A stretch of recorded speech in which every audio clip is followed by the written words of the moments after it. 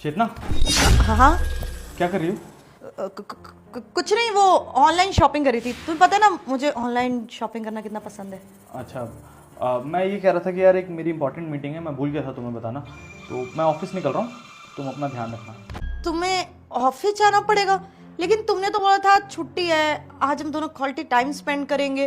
तुम वैसे ही मुझे कहाँ टाइम देते हो, ऑफिस के काम में इतना बिजी होते हो। मैं इतनी खुश थी, तुम्हें रोज इतना मिस करती हूँ मैं, और अब तुम कह रहे हो तुम्हें मीटिंग में जाना है। हाँ यार, एक अर्जेंट काम आ गया है, जाना पड़ेगा। मैं एक काम करूँगा, कांता दीदी को बोल दूंगा, तुम्हारा ध्यान रखेगी वो। नहीं, कांता दीदी को क्यों यहाँ पे छोड़ना है? हम मुझसे अकेले नहीं रहा जाता तुम्हारे बिना, लेकिन कांता दीदी को मत छोड़ो ना। वो, अरे उनकी भी फैमिली है, उनको भी घर जाना होता है। मैं एडजस्ट कर लूंगी, तुम बस जल्दी आ जाना। और जब आओ ना तो उससे पहले मुझे एक बार बता देना कि आ रहा हूँ, ताकि मैं उठ जाऊँ गेट खोलने के लिए। ठीक है?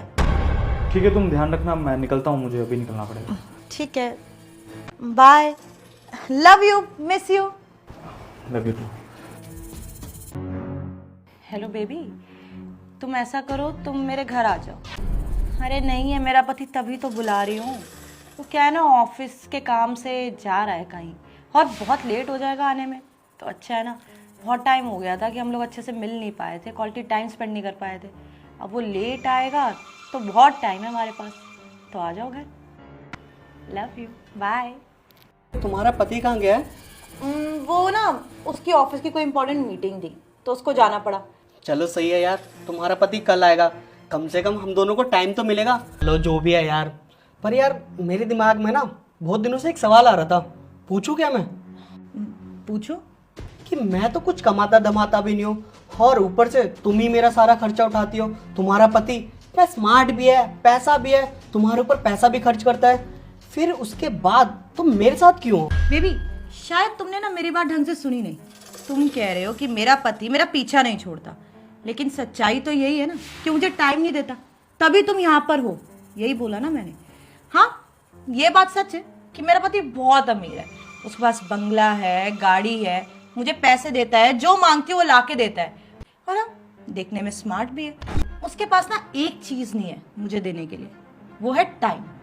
अब पैसा कमाने के लिए इतना बिजी हो जाता है कि मुझे टाइम देता ही नहीं है। इसीलिए तुम ही हो मेरा ऑप्शन। वैसे बात तो तुम सही कह रही हो, हर कोई प्यार को ही दे सकता है।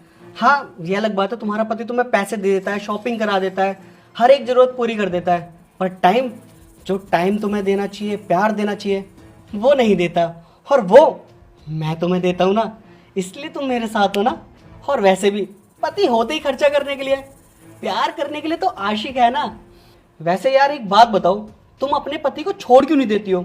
यार कब तक हम दोनों ऐसे छुप छुप के मिलेंगे? देखो, छोड़ना तो मैं अपने पति को चाहती हूँ, लेकिन इतनी आसानी से थोड़ी छोड़ दूंगी। देखो, मेरा पति इतना अमीर है और मुझे इतने पैसे भी देता है, इतना खर्चा भी उठाता है, इतनी आसानी से थोड़ी छोड़ूंगी। और अगर छोड़ना भी होगा तो उसकी गलती पे छोड़ूंगी ना। मैं बस इंतजार कर रही हूँ कि एक दिन वो कोई गलती कर दे, फिर उसे छोड़ दूंगी, ताकि कोर्ट में ये प्रूफ कर सकूं कि डाइवोर्स उसकी गलती की वजह से ले रही हूँ। और तुम्हें तो पता ही है आजकल लड़कियों को कितनी एलिमनी मिलती है, कितना पैसा मिलता है। और अगर उसकी 50% प्रॉपर्टी भी मुझे मिल जाए ना, तो मेरी तो ऐश है पूरी जिंदगी की। बस मेरा पति कोई गलती कर दे। बात तो यार तुम सही कह रही हो, तो तुम कुछ ऐसा करो ना जिससे कि तुम्हारा पति तुम्हें छोड़ के भाग जाए और उसकी प्रॉपर्टी का 50% तुम्हें मिल जाए।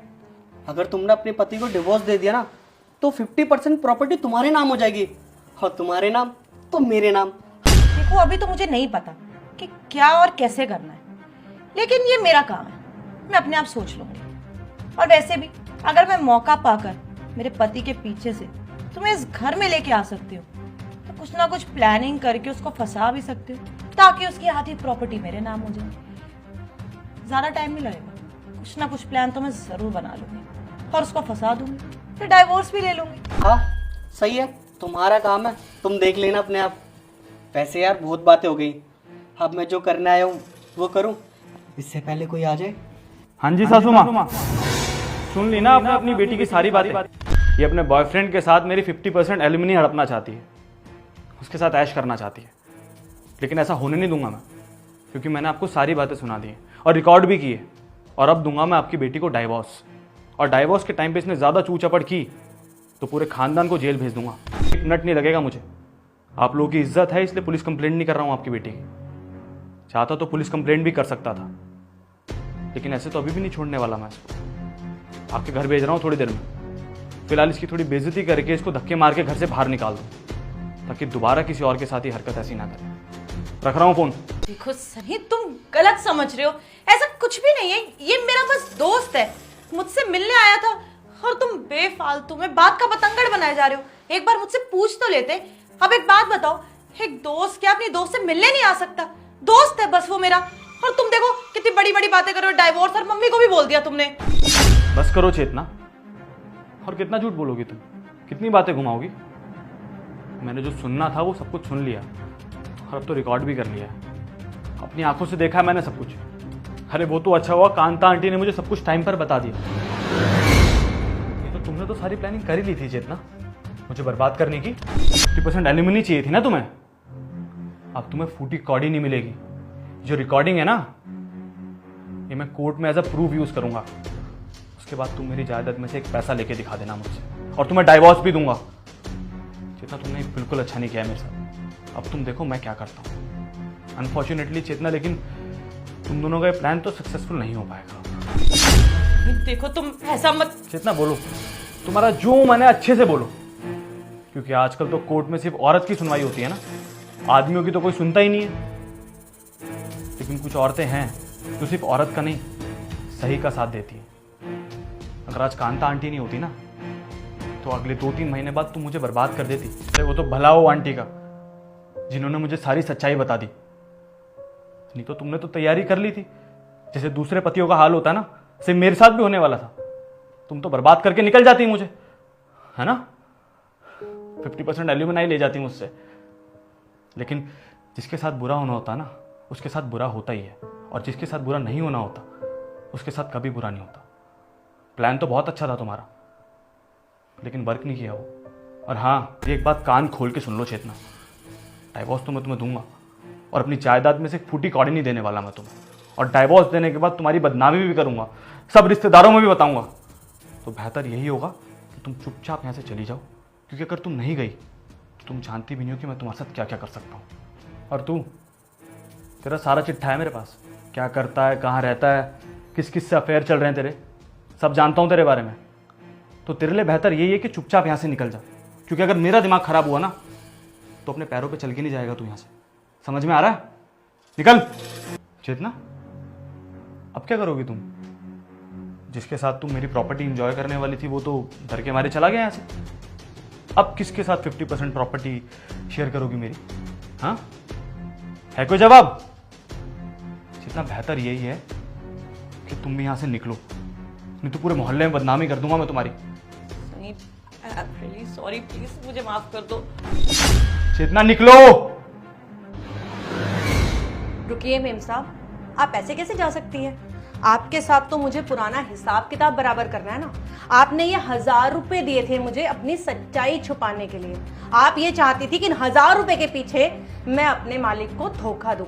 ऐसे 1000 रुपए ना आपको मुबारक हो मेम साहब, पकड़िए अपने 1000 रुपए। मुझे आपके 1000 रुपए की जरूरत नहीं है। एक बात तो समझ में आ गई है मेम साहब कि पढ़ी लिखी औरतें अपने पति को धोखा देती हैं। आपसे अच्छी तो हम जैसी औरतें हैं। हम अनपढ़ सही हैं, पर अपने आदमी के लिए आज भी वफादार हैं मेम साहब। आपके लिए यही अच्छा होगा कि आप मेरे साहब को छोड़ के यहां से जाइए, सुकून की जिंदगी जिएंगे वो। निकलिए मेम साहब।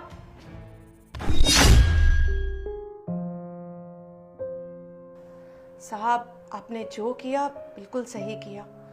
मेम साहब आपके प्यार के लायक ही नहीं थे। साहब, आप टेंशन मत लेना, घर के सारे काम मैं कर दूंगी। अरे नहीं आंटी जी, आप हाथ मत जोड़िए, उल्टा मुझे आपका धन्यवाद करना चाहिए। किसी ने ठीक ही कहा है, घर में बड़े बुजुर्गों का साया बहुत ज़रूरी है। अब आप देखिए ना, आपने मुझे इतनी बड़ी मुश्किल से बाहर निकाल दिया। बहुत बहुत शुक्रिया आपका। साहब, मेरा फर्ज था। कहते हैं ना, जिस थाली में खाना खाते हैं उसमें छेद नहीं करना चाहिए।